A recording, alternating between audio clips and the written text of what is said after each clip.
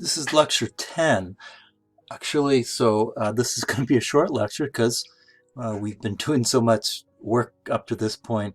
We're just kind of slowing down a bit. And so the work includes a lot of information, a lot of experiments. So we're up through experiment 4, and we're, like I said, we're taking a little bit slower now. What we want to talk about today is essentially memory, which is, of course, vitally important because everything's memory. So what happens is we have one memory, and so that one memory handles everything, including the I/O. Now and so it's all kind of weird. And so what we want to do is kind of segment that memory up into different segments, and each segment has a different special use for it. Now the RISC-V memory has two main areas. One of the areas it stores the program, the other area it stores generic data. And so generic data storage is just for like working, I call them working values, working registers, whatever you want. And also the stack, and we talked extensively about the stack. The stack is part of the data memory of the main memory. Okay, so that essentially the assembler, generally speaking, we haven't got there yet, but we've been writing instructions.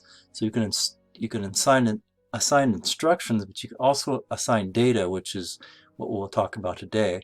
And so it's a control thing of the assembler, and we're going to control that with directives.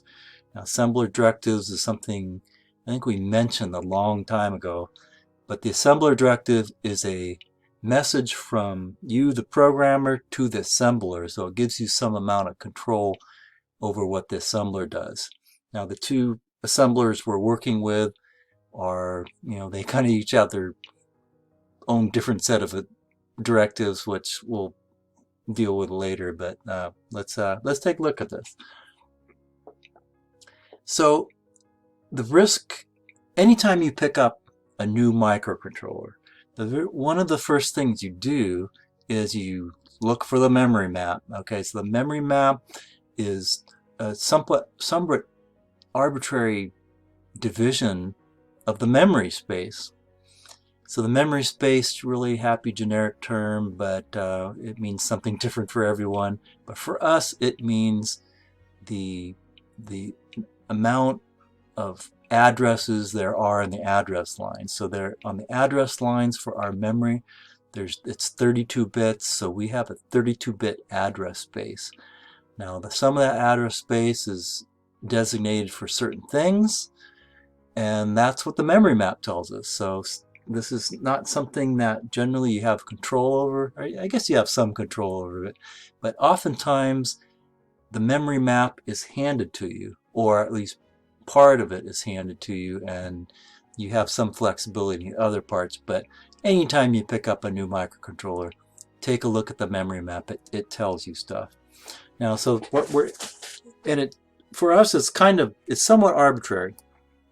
Understanding that for us we have 16K words, that 4-byte values, or 64K bytes of memory. And so that address space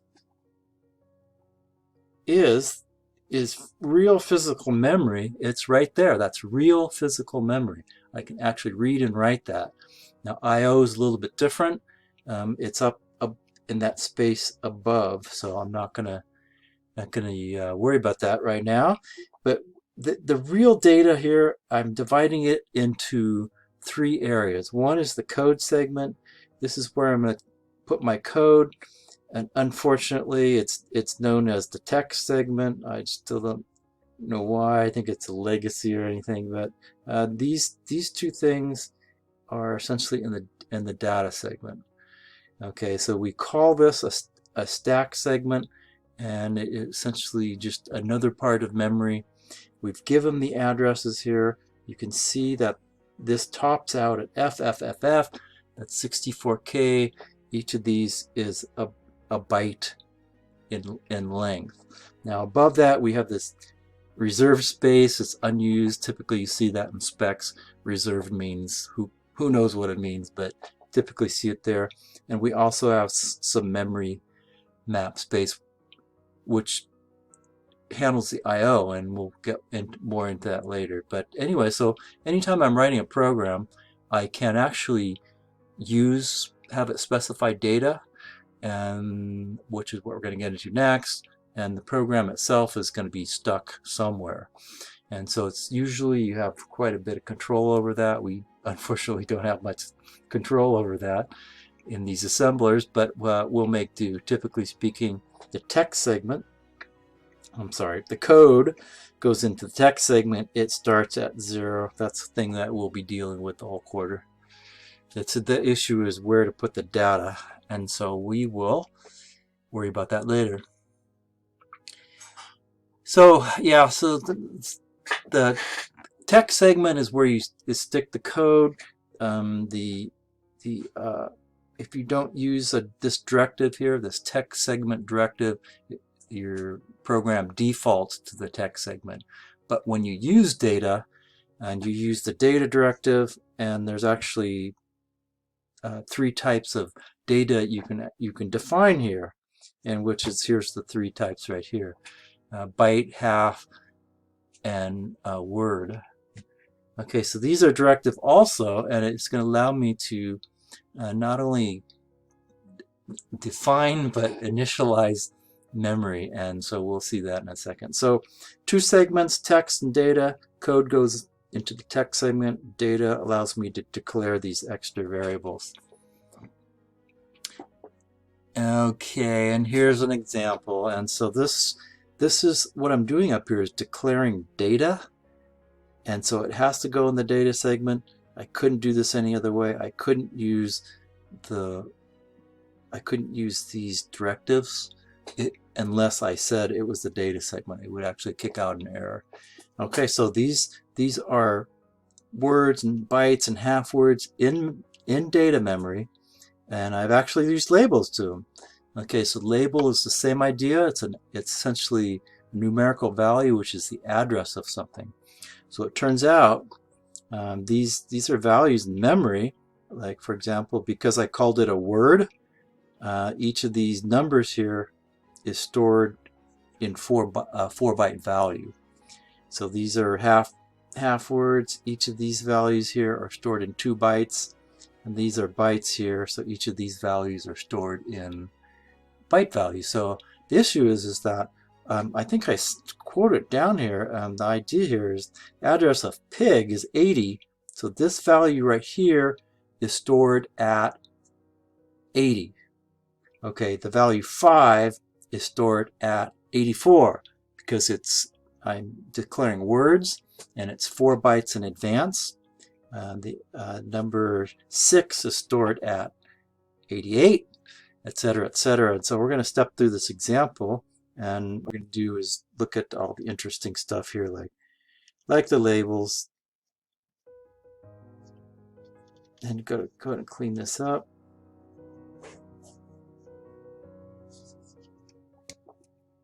So let's do this example problem, or these examples here. So what I'm looking for is the address of these data values here. And so I'm going to look at it. So 5 is this value here.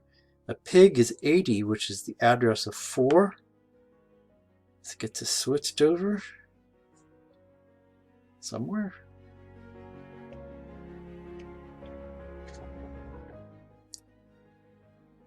Pig is 80, the address of 4 is 80, so the address of 5 is 84. Address of 9, so this is going to be 80, 84, 88, 90, 92.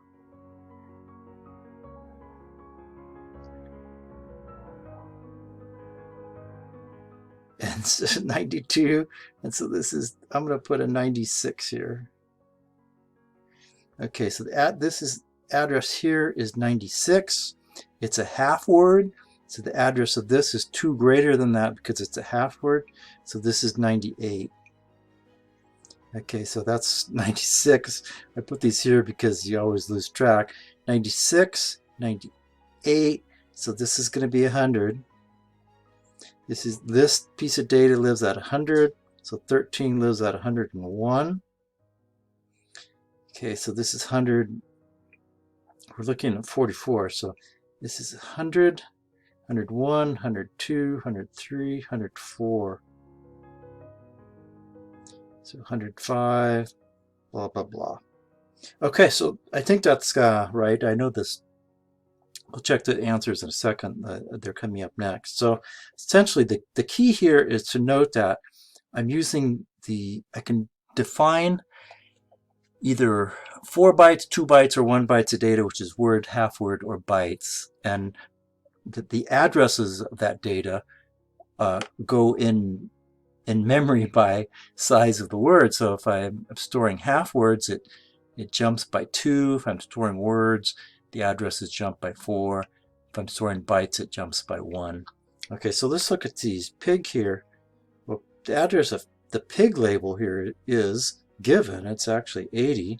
So the address of the dog label is this one. So we can work backwards on this one. This is 100, 101, 102, 103.